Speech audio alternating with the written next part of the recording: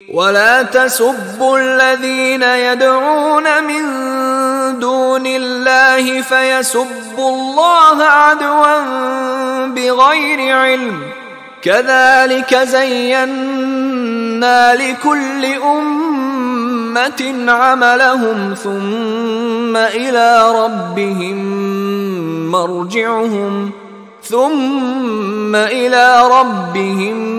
مرجعهم فينبئهم بما كانوا يعملون ولا تسبوا الذين يدعون من دون الله فيسبوا الله عدوا بغیر علم. اب یہاں مسلمانوں سے خطاب ہے، لیکن دیکھیے داعی اور الذین آمنوا نہیں ہے، یہ خاص ہے قرآن کے اسلوب کو سمجھنے کے لیے.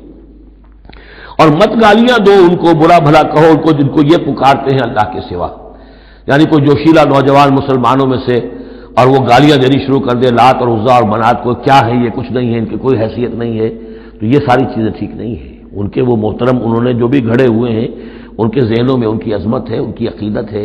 خام خواہ وہ جوش میں آ کے، غصے میں آ کے اب اللہ کو گالیاں دینے لگیں گے. تو اس سے یہ کہ خام خواہ اس طرح کا اشتعال آمیز انداز اختیار نہ کرو.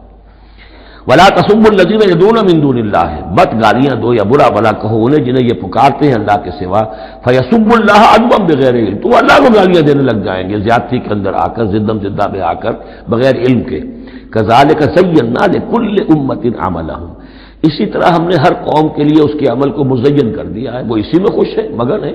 ہمارے آباء و اجداد کی مورتیاں ہیں، یہ دیویاں ہیں، دیوتا ہیں، اس میں مگن ہیں. ان کے احساسات ہیں، ان کے جذبات ہیں. سمجھاؤ ضرور، انذار کرو، تبشیر کرو، تذکیر کرو، تبلیغ کرو، نصیحت کرو، سب کچھ کرو، لیکن یہ ہے کہ ان کے ساتھ گالم گلوچ نہیں اور ان کے معبودوں کو برا بھلا کہنا نہیں. ثم الی ربہم مرجعہم، پھر ان کے رب ہی کی طرف ان سب کو لوٹنا ہے. فینبئہم بما کانوا یعملون، وہ ان کو جتلا دے گا جو کچھ کہ وہ کرتے رہے تھے.